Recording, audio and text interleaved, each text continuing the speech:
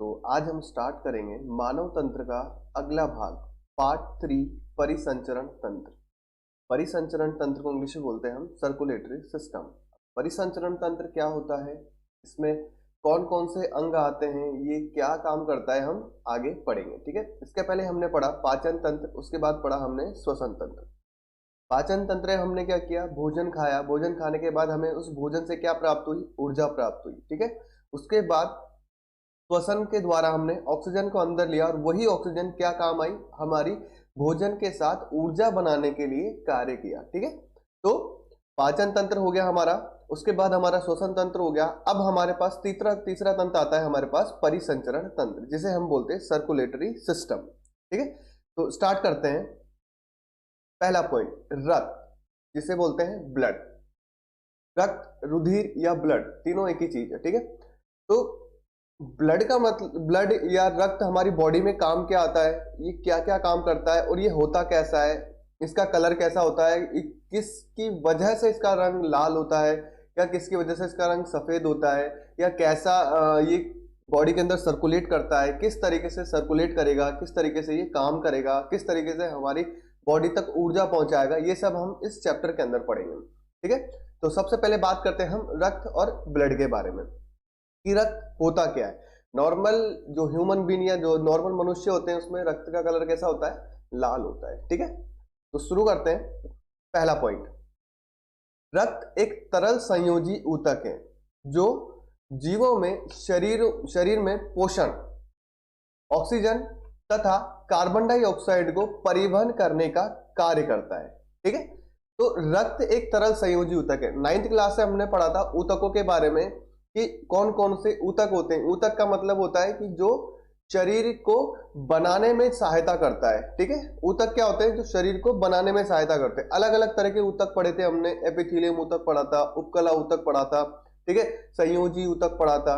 तो संयोजी ऊतक के अंदर हमारे तरल संयोजी ऊतक था और इसी के अंदर आता था, संयोजी ऊतक के अंदर हमारी बोन्स या हड्डियां। ठीक है, तो संयोजी ऊतकों के अंदर तरल संयोजी ऊतक का कार्य कौन करता है, हमारा रक्त करता है। संयोजी ऊतक मतलब जो बॉडी को बांध कर रखते हैं, बॉडी को बनाए रखते हैं, मतलब अब जो बॉडी के अंदर पूरा सर्कुलेटरी सिस्टम होता है उसे बोलते हैं संयोजी ऊतक। ठीक है, और इन संयोजी ऊतक के अंदर क्या होता है, तरल ऊतक जो कौन आता है, रक्त आता है। ठीक है, और ये क्या काम करता है, रक्त का मेन कार्य होता है हमारे शरीर में पोषक तत्व, ऑक्सीजन तथा कार्बन डाइऑक्साइड का परिवहन करना। ठीक है, हमारी बॉडी के अंदर जो पोषक तत्व, हमने जो भोजन किया, भोजन करने के बाद श्वसन किया, श्वसन के बाद क्या हुआ, इससे ऊर्जा बनी, और ऊर्जा के साथ साथ कुछ पोषक तत्व भी होते हैं, विटामिन, कार्बोहाइड्रेट, प्रोटीन, जो हमारे शरीर के निर्माण के लिए, शरीर को बनाने के लिए क्या होते हैं, मतलब उसमें ऊर्जा या कार्य करने के लिए आवश्यक होते हैं। तो उन सभी पोषक तत्वों का और उस ऑक्सीजन का जो परिवहन करता है वो कौन करता है, रक्त करता है। प्लस कार्बन डाइऑक्साइड का परिवहन भी कौन करेगा, रक्त करेगा। अब ऑक्सीजन कब जाएगी और कार्बन डाइऑक्साइड कब आएगी, ये क्या करता है, ब्लड के ऊपर डिपेंड करता है। ठीक है, तो शरीर के अंदर पोषक तत्व, ऑक्सीजन और कार्बन डाइऑक्साइड का परिवहन का जो मेन काम करता है वो कौन करता है, रक्त करता है। ठीक है, और रक्त किस तरह का ऊतक है, एक तरल संयोजी ऊतक है। इसके बाद यह तरल, यह क्षारीय तरल है। कैसा तरल है ये, क्षारीय, और जिसका पीएच कितना होता है, 7.4। ठीक है, अब क्या होता है कि हर द्रव, हर पदार्थ का कुछ ना कुछ वैल्यू होती है, कुछ ना कुछ पीएच होता है जो उस पर डिपेंड करता है कि ये अम्लीय होगा या क्षारीय होगा। कुछ द्रवों का पीएच 7 होता है। हमने इससे पहले केमिस्ट्री में पढ़ा था कि पीएच क्या होता है, पावर ऑफ हाइड्रोजन। ठीक है, यानी 7 जो वैल्यू होती है पीएच स्केल पर, इस तरह का स्केल होता है, इसमें क्या होती है, बीच में 7 वैल्यू होती है और 0 से 14 तक क्या होता है, इसमें वैल्यूज होती है। अब जो बीच में 7 होता है ये होता है हमारे पास उदासीन बिंदु। कौन सा बिंदु होता है ये, उदासीन बिंदु। ठीक है, ये उदासीन बिंदु 7 पीएच वाले द्रव का होता है। यानी जो जल होता है, शुद्ध जल की बात कर रहा हूं, जो शुद्ध जल होता है वो उसका पीएच कितना होता है, 7 होता है। ठीक है, उसके बाद 7 से अगर हम 0 की तरफ बढ़ेंगे तो द्रव की प्रवृत्ति अम्लीय होती चली जाएगी, और 7 से आगे की ओर यानी 14 की तरफ बढ़ेंगे तो जो द्रव की प्रवृत्ति होती जाएगी वो कैसी होती जाएगी, क्षारीय होती जाएगी। तो इसमें देखो ब्लड का पीएच कितना है अबाउट 7.4, तो 7.4 इधर की साइड आएगा, ठीक है, ना कि इधर। यहां तो क्या हो जाएगा, 7 से वैल्यू कम हो जाएगी, लेकिन 7 से 7.4, 0.4 वैल्यू क्या है, ज्यादा है, तो ये किधर चला जाएगा, क्षार की तरफ चला जाएगा। यानी जो रक्त की प्रवृत्ति होती है वो कैसी होती है, क्षारीय होती है। यानी जो रक्त का टेस्ट या उसकी प्रवृत्ति होगी वो कैसी होगी, हमारे पास क्षारीय होगी, ना कि अम्लीय होगी, क्योंकि इसका पीएच कितना है 7.4। 7 के बाद वाली जितनी भी वैल्यूज होती है सब कैसे क्या कहलाती है, क्षारीय कहलाती है। अगला पॉइंट, रक्त का निर्माण अस्थि मज्जा में होता है, ठीक है, या तथा मृत्यु कहां होती है, प्लीहा नामक स्थान पर होती है, ठीक है। अब क्या होता है कि बॉडी में कोई चीज बनेगी, कोई चीज होती है तो वो बनती भी है, ठीक है। तो रक्त का निर्माण जो होगा वो बॉडी की अस्थि मज्जा के अंदर होगा। किसमें होगा, अस्थि मज्जा, जिसे हम इंग्लिश में बोलते हैं बोन मेरो। अब बोन मेरो क्या होता है, देखो क्या होता है, हमारी अस्थि या हड्डियों के बीच में खोखला स्थान होता है, ठीक है। जो हमारी अस्थियां होती है इस तरह की जॉइंट वाली हड्डी, जैसे मान लो हमारे घुटने की हड्डी हुई, तो ऐसे जॉइंट वाली हड्डियां होती हैं। तो जो हड्डियां होती है ना, हड्डियों के बीच में खाली स्थान होता है, इस खाली स्थान में ही क्या पाया जाता है, बोन मेरो पाया जाता है, यहां पर, ठीक है। खाली स्थान में कहां पाया जाता है, बोन मेरो। जो हड्डियों के मध्य में जो खाली स्थान होता है वहां पर बोन मेरो स्थित होता है, जिसे बोलते हैं अस्थि मज्जा, और वहीं पर क्या होता है, रक्त का निर्माण होता है, ठीक है। फिर दूसरी बात करते हैं कि इसकी मृत्यु क्या होती है, कोई चीज बनेगी तो क्या होगी, वो खत्म भी होगी, ठीक है। तो जैसे निर्माण हुआ अस्थि मज्जा में, और उसकी मृत्यु होती है प्लीहा के अंदर। किसमें होती है, प्लीहा के अंदर। प्लीहा को रक्त का, आरबीसी, रक्त में कणिकाएं पाई जाती है, आरबीसी का कब्रिस्तान कहा जाता है। जो प्लीहा को क्या बोला जाता है, आरबीसी का कब्रिस्तान कहा जाता है, ठीक है। यानी ब्लड बनेगा अस्थि मज्जा में और उसकी मृत्यु या खत्म होएगा वो प्लीहा के अंदर। प्लीहा क्या होता है, प्लीहा को हिंदी में बोलते हैं हम तिल्ली, ठीक है, तिल्ली कहा जाता है प्लीहा को, और ये स्थित होती है हमारे आमाशय के जस्ट ऊपर, ठीक है। देखो आमाशय होता है हमारे पास इस तरह का, जो हमने पिछली बार पढ़ा था, ये यू के शेप का होता है, ठीक है। ये आमाशय है हमारे पास, और यहां पर कहीं पर ये तिल्ली स्थित होती है, ठीक है, जिसे हम बोलते हैं प्लीहा। ये क्या काम करता है, ये एक तरह से रोग प्रतिरोधक क्षमता वाला अंग है। यानी ये क्या करता है, हमारे शरीर में रोग प्रतिरोधक क्षमता को बनाए रखने में मदद करता है, बनाता नहीं है, मदद करता है। तो उसी तरीके से इसका एक और कार्य होता है, यहां पर आकर जो ब्लड होता है, आरबीसी होती है, वो क्या होती है, खत्म हो जाती है, ठीक है। तो रक्त का निर्माण कहां होगा, रक्त का निर्माण होगा हमारे पास बोन मेरो में, जो हड्डियों के मध्य पाया जाता है। उसके बाद जो इसकी मृत्यु होगी वो कहां होगी, वो होगी प्लीहा के अंदर। जस्ट इसके अपोजिट जो शिशु होते हैं, नवजात शिशु होते हैं ना, उन नवजात शिशुओं में ब्लड का निर्माण होता है प्लीहा के अंदर ही, और खत्म भी कहां होता है, प्लीहा में ही, ठीक है। उनमें अस्थि मज्जा या बोन मेरो विकसित नहीं होती है, तो निर्माण भी कहां होगा, प्लीहा के अंदर, ठीक है। पॉइंट नोट करना, मैं शिशु की बात कर रहा हूं, नवजात शिशु की बात कर रहा हूं, ना कि विकसित मनुष्य की। नवजात शिशु जब भी विकसित होगा, विकसित होने के बाद उसकी बोन्स भी विकसित होगी, बोन्स के साथ साथ उसकी बोन मेरो भी विकसित होगी। तो धीरे धीरे प्लीहा से हटकर वो कहां पर बनने लगेगा, बोन मेरो के अंदर। तो नवजात शिशुओं के अंदर रक्त का निर्माण प्लीहा के अंदर होता है, ठीक है। अगला देखते हैं, रक्त में हिपेरिन नामक वर्णक होता है, जो शरीर में रक्त का थक्का बनने से रोकता है, ठीक है। देखो क्या होता है कि जब भी हमारी बॉडी में कहीं पर कट लगता है तो ब्लीडिंग होने लगती है, ठीक है, रक्त बाहर आने लगता है। कुछ समय बाद वहां पर क्या होता है, जैसे ही बॉडी में कट लगा, कट में यहां से ब्लड क्या होने लगेगा, बाहर आने लगेगा, ब्लीडिंग होने लगेगी। थोड़ी देर बाद क्या होता है, यहां पर एक संरचना आ जाती है, मतलब ब्लैक कलर का, जिसे हम बोलते हैं खरूंट, ठीक है। सामान्य भाषा में उसे बोला जाता है खरूंट। यानी एक उभार जैसा बन जाता है, और उभार बनते ही ब्लड आना बंद हो जाता है, यानी ब्लड का ब्लॉकेज हो जाता है वहां से फिर रक्त स्त्राव बंद हो जाता है, ब्लीडिंग होना बंद हो जाएगी। तो यानी बॉडी में कहीं भी कट लगता है तो क्या बन जाता है, हमारा रक्त का थक्का बन जाता है। लेकिन जब शरीर के अंदर ब्लड फ्लो कर रहा है तो अगर शरीर के अंदर रक्त का थक्का बन गया तो हमारी जो नसें होती है, हमारी जो वेन्स होती है, वो क्या होती है, ब्लॉक हो जाती है, और ब्लॉक होने के कारण हार्ट अटैक होता है। हार्ट अटैक का चांसेस बढ़ जाते हैं, यानी हार्ट चांसेस नहीं बढ़ते, 99% 100% जब नसों में ब्लॉकेज हो जाएगा, वेन्स में ब्लॉकेज हो जाएगा तो क्या हो जाएगा, हार्ट अटैक की स्थिति बन जाती है। तो इस स्थिति को ना बनने के लिए हमारे रक्त के अंदर एक हिपेरिन नामक वर्णक होता है। कौन सा होता है, हिपेरिन नामक वर्णक होता है, जो क्या करता है कि बॉडी के अंदर जब तक कट नहीं लग रहा, ब्लीडिंग नहीं हो रही, तब तक किसी भी तरह का थक्का नहीं बनेगा, और उस चीज को कौन देखेगा, हिपेरिन देखेगा। यानी शरीर के अंदर थक्का ना बने, इसको जो देख रेख करता है वो कौन करता है, ब्लड के अंदर हिपेरिन करता है। जैसे ही कट लगेगा, जहां से ब्लीडिंग होगी वहां पर हिपेरिन डीएक्टिवेट हो जाएगा, और फिर वहां पर जैसे ही हिपेरिन डीएक्टिवेट हुआ तो रक्त का थक्का बनने लगेगा। ठीक है, तो शरीर के अंदर रक्त का थक्का ना बने उसके लिए रक्त में कौन सा वर्णक पाया जाता है, हमारे पास हिपेरिन पाया जाता है। ठीक है, इसके बाद बात करते हैं, रक्त के दो भाग होते हैं। पहला भाग होता है हमारे पास प्लाज्मा, और दूसरा भाग होता है रक्त कोशिका। ठीक है, प्लाज्मा वाला भाग होता है लिक्विड फॉर्म में, और जो रक्त कोशिका वाला भाग होता है वो है ठोस फॉर्म में होता है।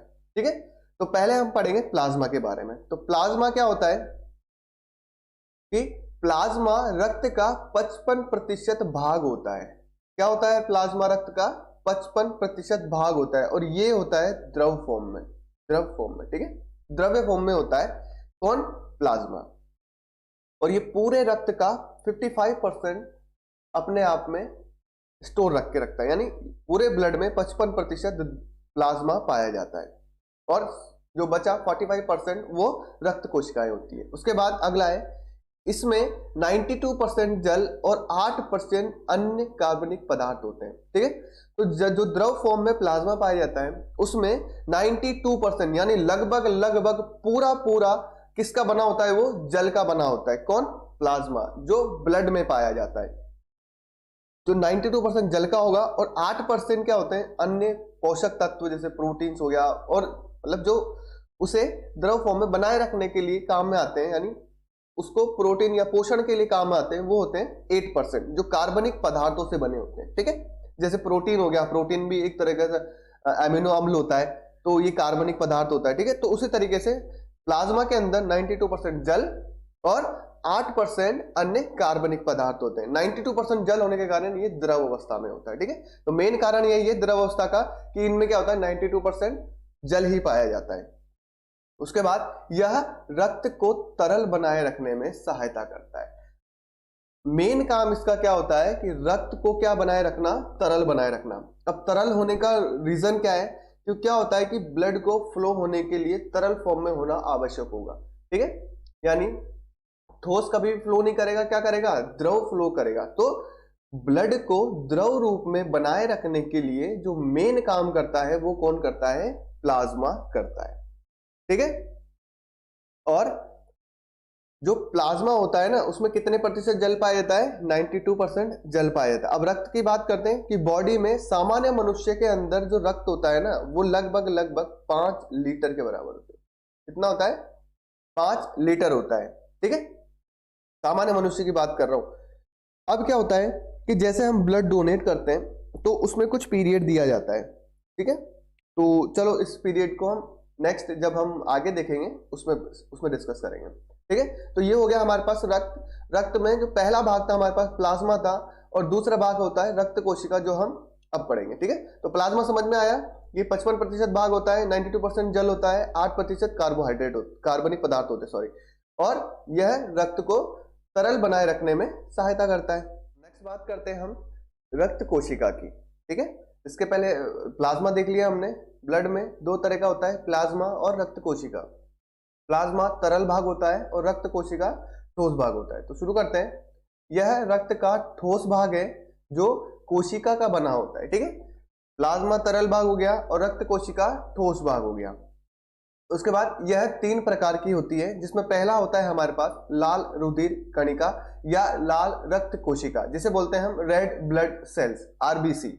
उसके बाद दूसरा आता है हमारे पास श्वेत रक्त कोशिका, जिसे बोलते हैं डब्ल्यूबीसी।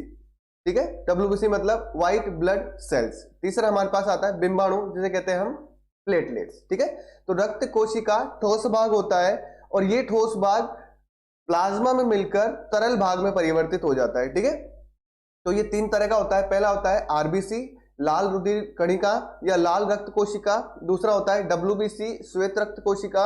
और तीसरा होता है हमारे पास बिंबाणु, जिसे बोलते हैं प्लेटलेट्स। ठीक है, ये हमारे पास डायग्राम है जिसमें WBC, RBC और प्लेटलेट्स दिया हुआ है। ठीक है, क्या दिया हुआ है? प्लेटलेट्स। ये है हमारे पास WBC, जिसे बोलते हैं हम श्वेत रक्त कोशिका, इसे बोलते हैं हम प्लेटलेट्स। ठीक है, जो होता है बिंबाणु।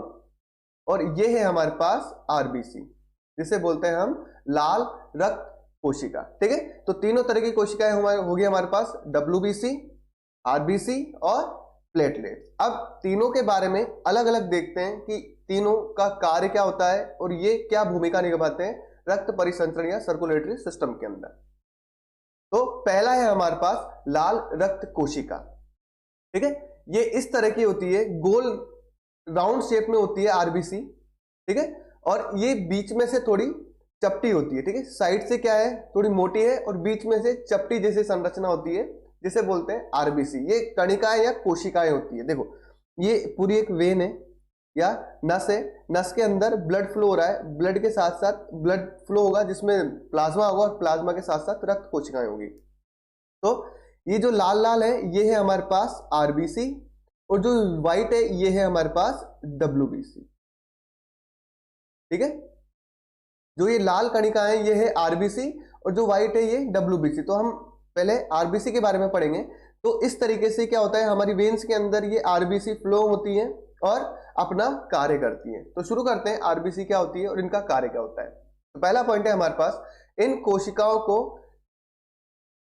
एरिथ्रोसाइट भी कहा जाता है। देखो, हमारी बुक में ये दिया हुआ नहीं है, लेकिन जो इससे पहले सिलेबस था, जो पहले बुक थी राजस्थान बोर्ड की, उसके अंदर ये दिए हुए थे, यानी इनके साइंटिफिक नेम होते हैं। RBC लाल रक्त कोशिका का साइंटिफिक नेम होता है हमारे पास एरिथ्रोसाइट।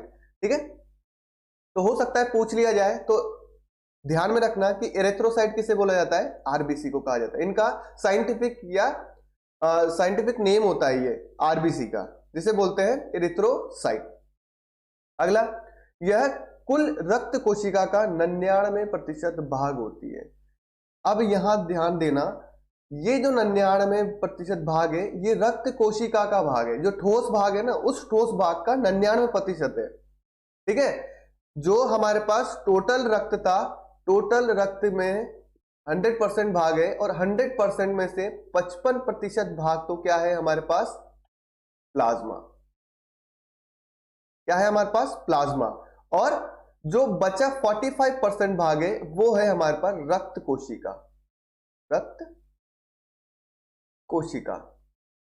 ठीक है, और इस 45% में से रक्त कोशिकाओं में से 99% जो है वो है RBC। क्या है, रेड ब्लड सेल्स RBC। ये प्लाज्मा तो अलग है। ठीक है, जो टोटल रक्त की बात कर रहा हूं।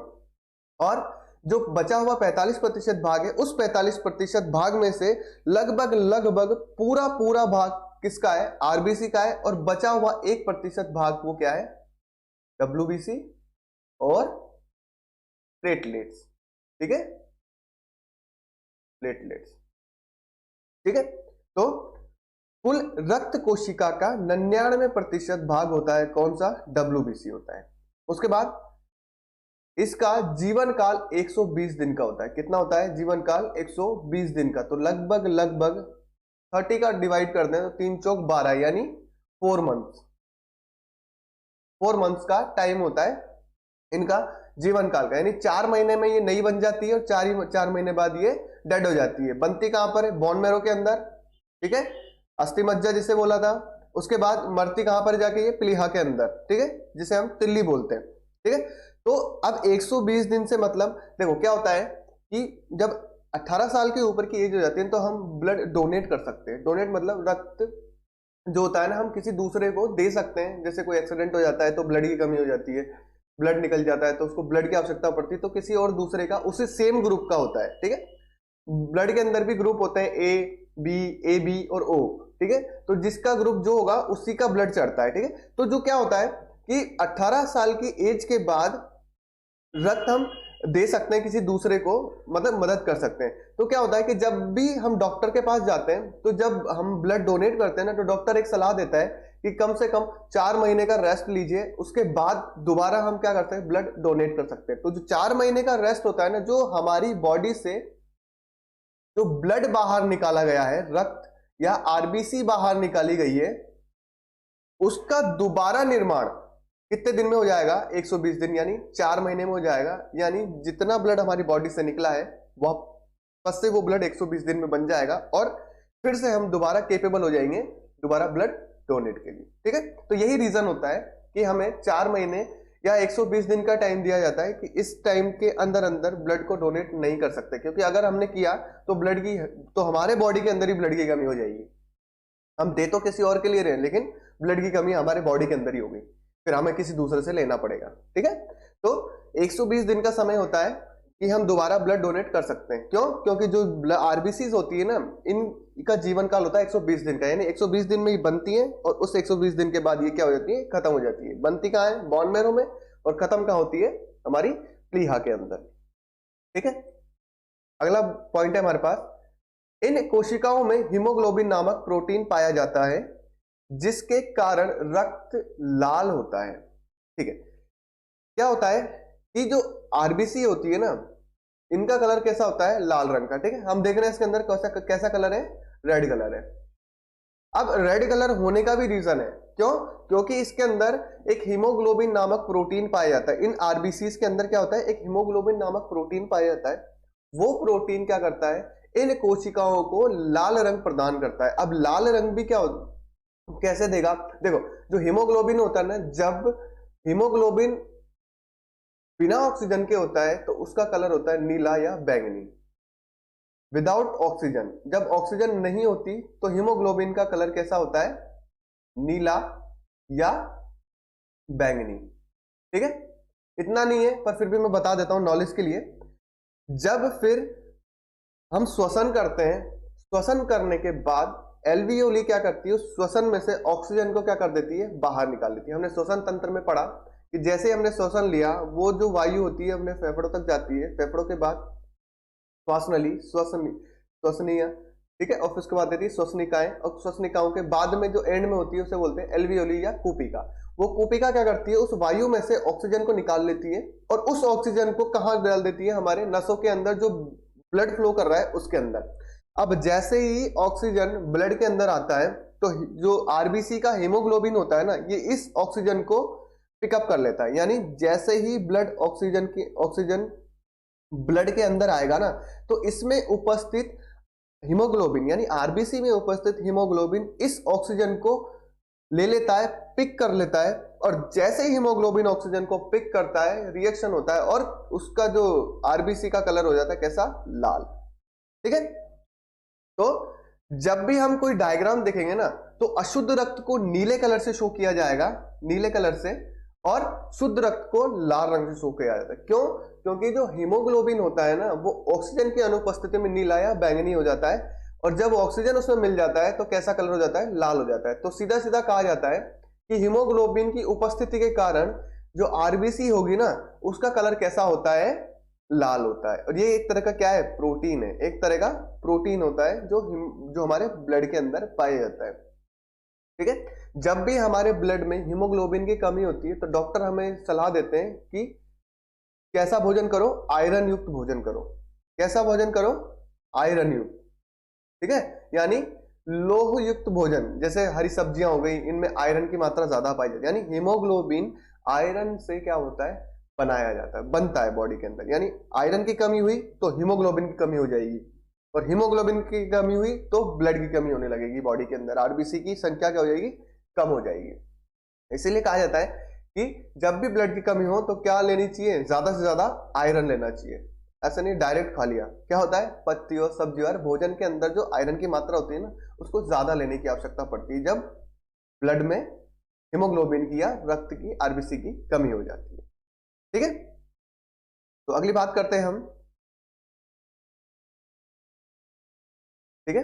तो अगला होता है हमारे पास, अगला पॉइंट है, इन कोशिकाओं में केंद्रक नहीं पाया जाता। ठीक है, जो आरबीसी होती है ना, इनके अंदर केंद्रक नहीं पाया जाता है। ठीक है, ये पूरी कोशिका है, इसमें कहीं भी केंद्रक नहीं उपस्थित है, ये पूरी एक ही सेल से बनी हुई है। ठीक है, तो कोशिकाओं के अंदर मैक्सिमम जो कोशिकाएं होती है ना, सब में केंद्रक पाए जाते हैं। हमने क्या 9th क्लास में पढ़ा था, कोशिका जो मानव कोशिका अलग, जंतु कोशिका अलग होती है और पादप कोशिका अलग होती है, सब में क्या होता है, केंद्रक पाया जाता है। लेकिन लाल रक्त कोशिकाएं एकमात्र ऐसी कोशिका होती है जिसके अंदर किसी भी तरह का केंद्रक नहीं पाया जाता। ठीक है, किसी भी तरह का केंद्रक नहीं पाया जाता।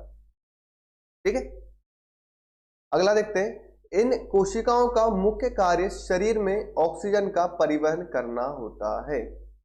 अभी जैसे हमने पढ़ा कि आरबीसी के अंदर एक हीमोग्लोबिन नामक प्रोटीन पाया जाता है। वो प्रोटीन ऑक्सीजन को लेता है और ऑक्सीजन को लेने के बाद कैसा होता है, लाल हो जाता है, या किस कलर में बदल जाता है, रेड कलर में बदल जाता है। उन कोशिकाओं को बोलते हैं हम आरबीसी, यानी लाल रक्त कोशिकाएं। ये पॉइंट इंपॉर्टेंट है। ठीक है, तो आरबीसी का मुख्य कार्य क्या होता है कि श्वसन द्वारा ली गई ऑक्सीजन को हमारे पूरी बॉडी तक पहुंचाने का काम कौन करेगा, ये क्या करेगा, आरबीसी करेगा। किसको पहुंचाएगी, ऑक्सीजन को पहुंचाएगी, यानी ब्लड में उपस्थित ऑक्सीजन का परिवहन कौन करेगा, आरबीसी करेगी। ठीक है, तो आरबीसी का मुख्य कार्य होता है पूरे शरीर में ऑक्सीजन का परिवहन करना। अब ये ऑक्सीजन अलग अलग कोशिकाओं तक लेकर जाता है और कोशिकाएं क्या करती है, इस ऑक्सीजन को लेकर ऊर्जा बनाने का काम करती है। यानी माइटोकॉन्ड्रिया उस ऑक्सीजन को लेगी और क्या बना देगी, ऊर्जा बना देगी। ठीक है, तो आरबीसी का कार्य होगा ऑक्सीजन का परिवहन करना बॉडी के विभिन्न भागों तक। दूसरा है हमारे पास श्वेत रक्त कोशिका, जिसे बोलते हैं हम व्हाइट ब्लड सेल्स, WBC। ठीक है, तो ये डायग्राम दिया हुआ है, इसके अंदर जो व्हाइट व्हाइट सी है ये क्या है, WBC। क्या है ये, WBC, जिसे बोलते हैं हम श्वेत रक्त कोशिका,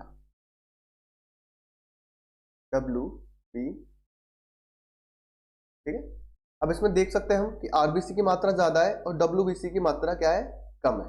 ठीक है, तो हम आगे देखेंगे कि किस अनुपात में WBC और आरबीसी उपस्थित होती है हमारे ब्लड के अंदर। तो पहला पॉइंट है हमारे पास, इन कोशिकाओं को ल्यूकोसाइट कहा जाता है। ठीक है, जैसे हमने आरबीसी पढ़ी, आरबीसी को बोलते हैं एरिथ्रोसाइट, उसी तरीके से जो श्वेत रुधिर कणिकाएं होती है इन्हें बोलते हैं हम ल्यूकोसाइट। ठीक है, तो इसका साइंटिफिक नेम होता है हमारे पास ल्यूकोसाइट। अगला पॉइंट है, इन कोशिकाओं में हीमोग्लोबिन नहीं पाया जाता।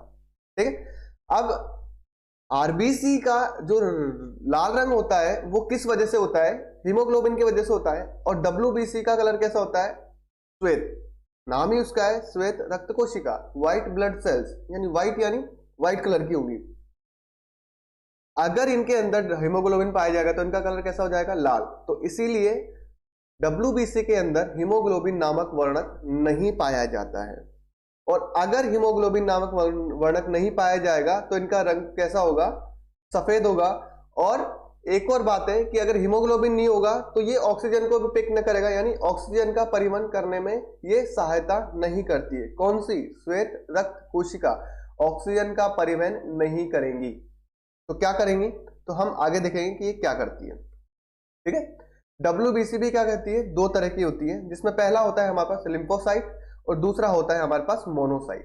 ठीक है, आरबीसी सिर्फ एक ही तरह की होती है, लेकिन जो रक्त कोशिका या श्वेत रक्त कोशिका होती है ये दो तरह की होती है, जिसमें पहला होता है लिम्फोसाइट और दूसरा होता है हमारे पास मोनोसाइट। जो मोनोसाइट होती है ये श्वेत रुधिर कणिकाओं की सबसे बड़ी कोशिका होती है, और लिम्फोसाइट होती है ये मोनोसाइट से छोटी कोशिकाएं होती हैं। ठीक है, इसमें ज्यादा हमारे पास बुक के अंदर ज्यादा डिटेल में नहीं है, केवल हम नाम याद रख सकते हैं, लिम्फोसाइट और मोनोसाइट। WBC दो तरह की होती है, लिम्फोसाइट और मोनोसाइट। लिम्फोसाइट से क्या होती है, बड़ी कोशिका होती है। ठीक है, अगला देखते हैं, श्वेत रक्त कोशिका का मुख्य कार्य शरीर में रोग प्रतिरोधक क्षमता को बनाए रखना होता है। ठीक है, ये इंपॉर्टेंट पॉइंट है इस टॉपिक का कि श्वेत रुधिर कणिका रेड ब्लड सेल्स तो क्या कर रही थी, हमारे शरीर में ऑक्सीजन का परिवहन कर रही थी। अब इसके अंदर हीमोग्लोबिन नहीं है, तो हीमोग्लोबिन नहीं है तो ऑक्सीजन नहीं उठाएगा, ऑक्सीजन नहीं उठाएगा तो ऑक्सीजन का परिवहन तो किसी हालत में नहीं करेगा। ठीक है, तो क्या करेगा, ये क्या करेगा कि हमारे शरीर में रोग प्रतिरोधक क्षमता को बनाए रखता है। अब रोग प्रतिरोधक क्षमता क्या होती है कि हमारे बॉडी के अंदर जो इम्यूनिटी होती है, जिसे हम कहते हैं रोगों से लड़ने की क्षमता, इम्यूनिटी, वो क्या करता है, वो कौन बना के रखता है, वो श्वेत रक्त कोशिका या WBC बना के रखती है। ठीक है, यानी बाहर से आने वाले, शरीर के बाहर से आने वाले बैक्टीरिया जो हमारे शरीर के लिए हार्मफुल होते हैं, बीमारी पैदा करते हैं, उनसे लड़ने का कार्य कौन करता है, श्वेत रक्त कोशिकाएं करती है। कौन करती है, श्वेत रक्त कोशिकाएं करती है। और ये कितने तरह की होती है, लिम्फोसाइट और मोनोसाइट, 2 प्रकार की होती है। तो जो लिम्फोसाइट होती है ना, यही रक्षण का कार्य करती है हमारे ब्लड के अंदर। ठीक है, तो WBC का मुख्य कार्य होता है हमारे शरीर के अंदर रोग प्रतिरोधक क्षमता को बनाए रखना। जब भी WBC की वैल्यू क्या हो जाती है, हमारे ब्लड से कम हो जाती है ना, तो बॉडी बीमार पड़ने लगती है। ठीक है, एक तरह से ये मान लो कि जो WBC है हमारे अंदर सैनिक का कार्य कर रही है। यानी एक देश में सैनिकों का कार्य क्या होता है, उस देश की रक्षा करना बाहरी आघातों से। यानी बाहर के जो दूसरे सैनिक हैं वो क्या करेंगे, देश पे हमला करेंगे, और उससे रक्षा कौन करेगा, हमारे देश के सैनिक। तो उसी तरीके से हमारी बॉडी के अंदर सैनिकों का कार्य कौन करता है, WBC करता है। कौन करता है, WBC करता है, जो क्या करेगा, बाहर से आने वाले जीवाणुओं, जो हमारी बॉडी के लिए हार्मफुल है, बीमारी जैसे खांसी जुकाम के जो बैक्टीरिया होते हैं, वो उनका जो मारने, उनको खत्म करने का काम कौन करेगा, WBC करेगा। ठीक है, और WBC में मेन जो काम करता है वो लिम्फोसाइट करता है। तो WBC का कार्य हो गया हमारे पास शरीर की रोग प्रतिरोधक क्षमता को बनाए रखना। अगला है हमारे पास RBC तथा WBC का रक्त में अनुपात होता है 600:1। ठीक है, अभी जस्ट हमने बात की कि इस डायग्राम के अंदर भी RBC की वैल्यू ज्यादा दिख रही है, WBC की वैल्यू क्या होती है, कम दिख रही है। तो RBC और WBC का जो अनुपात होता है ना, वो 600:1 होता है। इसका मतलब क्या है कि अगर 600 RBC ब्लड के अंदर 600 RBC होगी ना, तो उन 600 RBC के बीच में सिर्फ एक ही WBC पाई जाएगी।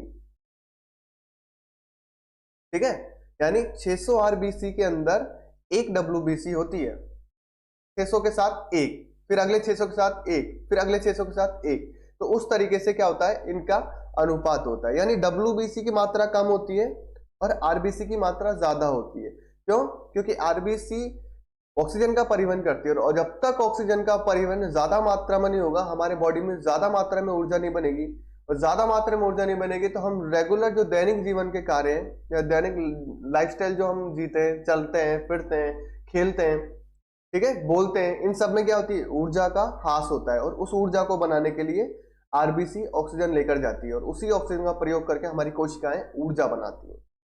तो ऑक्सीजन की ज्यादा आवश्यकता है, इसलिए RBC की वैल्यू क्या होती है, ज्यादा होती है। ठीक है, तो RBC और WBC का जो अनुपात होता है ब्लड के अंदर, रक्त के अंदर, वो कितना होता है, 600:1 के अनुपात में होता है। ठीक है, अगली है हमारे पास तीसरी बिंबाणु, जिसे बोलते हैं हम प्लेटलेट्स। ठीक है, ये जो हाथ पैर वाली संरचना है ना, यही है, क्या है, प्लेटलेट्स है। क्या है ये, प्लेटलेट, और ये रेड कलर की ये RBC। ठीक है, तो तीनों की संरचनाएं हमने अलग अलग देख ली। RBC कैसी होती है, WBC कैसी होती है, और प्लेटलेट्स कैसी होती है। ये इस तरह की होती है, ब्लू ब्लू कलर की दिख रही है जो, ये सब क्या है, प्लेटलेट्स है। ठीक है, तो शुरू करते हैं। पहला पॉइंट, इसे थ्रोम्बोसाइट भी कहा जाता है। ठीक है, जैसे RBC को एरिथ्रोसाइट, WBC को ल्यूकोसाइट, और प्लेटलेट्स को क्या बोलेंगे हम, थ्रोम्बोसाइट बोलेंगे। इसका साइंटिफिक नेम क्या होता है, थ्रोम्बोसाइट होता है। अगला, इसका जीवन काल 10 दिन का होता है।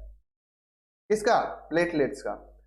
RBC का जीवन काल कितना था, 120 दिन का, 120 डेज। और जो प्लेटलेट्स होती हैं, इनका जीवन काल होता है हमारे पास 10 दिन का। यानी 10 दिन में बनेगी और 10 दिन के बाद ये खत्म हो जाएगी। फिर अगला पॉइंट है, इसका मुख्य कार्य रक्त का थक्का जमाना होता है। ठीक है, यानी ब्लड क्लॉटिंग का काम कौन करेगा बॉडी के अंदर, प्लेटलेट्स करेंगे। ठीक है, तीनों का अलग अलग कार्य होंगे हमारे पास, ये इसका इंपॉर्टेंट पॉइंट है। ठीक है, तो पहला RBC का कार्य क्या था, रक्त में ऑक्सीजन का परिवहन। दूसरा WBC का काम क्या था, कि शरीर में रोग प्रतिरोधक क्षमता को बनाए रखना। और तीसरा जो काम था हमारे पास बिंबाणु का, वो था हमारे पास ब्लड में रक्त का थक्का जमाना। ठीक है, कहीं भी कट लगेगा तो रक्त का थक्का कौन जमाएगा? बिंबाणु जमाएगा। और ब्लड के अंदर रक्त का, जो शरीर के अंदर रक्त का थक्का जमने से रोकने का काम कौन करता है? हमने पढ़ा था, क्या था वो? हेपेरिन। हेपेरिन नामक जो वर्णक होता है रक्त के अंदर, वो क्या करता है? शरीर के अंदर रक्त का थक्का बनने से रोकता है। और रक्त का थक्का बनाने में कौन काम आता है? हमारा बिंबाणु या प्लेटलेट्स, जो रक्त कोशिका का एक भाग होता है। ठीक है, फिर आता है ये केंद्रक विहीन कोशिकाएं होती हैं। ठीक है, इनमें भी क्या होता है? केंद्रक नहीं पाया जाता। इन कोशिकाओं की कमी से शरीर में रक्त का थक्का नहीं बनता है। ठीक है, अगर रक्त का थक्का बनाने वाली कोशिकाएं कम हो जाएगी तो रक्त का थक्का कौन बनाएगा? ठीक है, तो जब भी प्लेटलेट्स की कमी होती है तो शरीर के अंदर रक्त का थक्का या बॉडी में कहीं भी कट लगेगा तो ब्लड क्लॉटिंग होना क्या हो जाएगा? बंद हो जाएगा। ठीक है, क्या हो जाएगा? रक्त का थक्का जमना बंद हो जाएगा। क्या होता है कि डेंगू नामक एक बीमारी होती है जिसके अंदर क्या होता है? हमारी प्लेटलेट्स कम होने लगती हैं। ठीक है, जो इसका जो वाहक होता है ना, वो मच्छर होता है। मच्छर के काटने से ये बीमारी होती है डेंगू नामक। ठीक है, ईडीज मच्छर होता है। ये मच्छर क्या करता है? जब भी काटता है ना तो एक परजीवी छोड़ देता है बॉडी के अंदर, और फिर उससे क्या होता है? हमारा शरीर के अंदर डेंगू नामक बीमारी उत्पन्न होती है। अब वो डेंगू क्या करती है? प्लेटलेट्स के काउंट को कम करती है, यानी बॉडी के अंदर जो रक्त में प्लेटलेट्स उपस्थित होती है ना, उन प्लेटलेट्स को खत्म करती है। धीरे धीरे प्लेटलेट्स क्या होती है? डिक्रीज होने लगती है। काउंट क्या होने लगता है? कम होने लगता है। 3 लाख होती है, फिर 1 लाख हो गई, उसके बाद 50,000 हो गई, 20,000 हो गई, 10,000 हो गई। इस तरीके से क्या होती है? ये डिक्रीज होती चली जाती है। और जब जब ये प्लेटलेट डिक्रीज होगी तो बॉडी के अंदर थक्का बनना क्या हो जाएगा? कम हो जाएगा। जब इसकी मात्रा बहुत कम हो जाती है ना, तो बॉडी के अंदर से हमारे जो होल्स होते थे, नाक में हो गया, कान के अंदर हो गया, आईज में, इनमें से क्या होता है? ब्लड निकलने लगता है। ठीक है, तो डेंगू के अंदर जब प्लेटलेट्स का काउंट बहुत कम हो जाता है ना, तो डॉक्टर्स बार बार पूछते हैं ब्लीडिंग तो नहीं हुई, ब्लीडिंग तो नहीं हुई। यानी ब्लीडिंग मतलब रक्त का थक्का ना जमना, और हमारे जैसे कान हो गया, नाक हो गया, आंखें हो गई, इनमें से क्या होता है? ब्लड आने लगता है। तो ब्लीडिंग होना स्टार्ट हो जाती है। कब? जब प्लेटलेट्स का काउंट कम हो जाता है। फिर क्या होता है? इसको धीरे धीरे मॉनिटरिंग की जाती है, कुछ ऐसे सब्सटेंस लिया जाए, ऐसी दवाइयां ली जाती है जिससे प्लेटलेट्स का काउंट बढ़ता है। अगर नहीं बढ़ता है तो हम एक्सटर्नली बाहर से प्लेटलेट्स को बॉडी के अंदर चढ़ाया जाता है। ठीक है, फिर धीरे धीरे क्या होगी? ये बढ़ने लगेगी। तो डेंगू में क्या होता है? जो प्लेटलेट्स होती है ना, इनका काउंट क्या होता है? कम होने लगता है।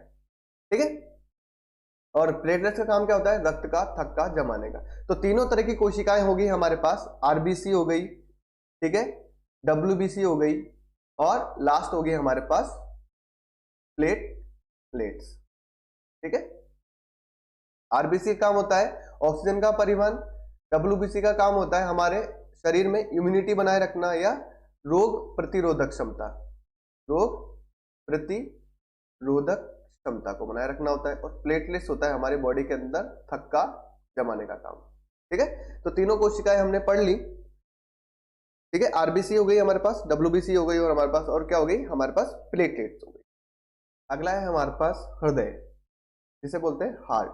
ठीक है, तो यहां से हम इस चैप्टर को आगे कंटिन्यू करेंगे अगले भाग के अंदर। ठीक है, क्योंकि वीडियो ज्यादा लंबी हो जाती है तो देखने में बोरिंग होता है, तो हम इसे हाफ हाफ में कन्वर्ट करेंगे। तो अभी हमने पढ़ा, रक्त तक पढ़ लिया कि रक्त के 2 भाग होते हैं, प्लाज्मा और रक्त कोशिका। रक्त कोशिका के 3 भाग होते हैं, डब्ल्यूबीसी, आरबीसी और प्लेटलेट। अब पढ़ेंगे हम नेक्स्ट वीडियो के अंदर हृदय या हार्ट की क्रियाविधि की। हार्ट हमारा बॉडी के अंदर क्या काम करता है, ये कैसे रक्त को पंप करता है, किस तरह की इसकी क्रियाविधि होती है, ये सब हम अगले नेक्स्ट पार्ट के अंदर पढ़ेंगे। ठीक है।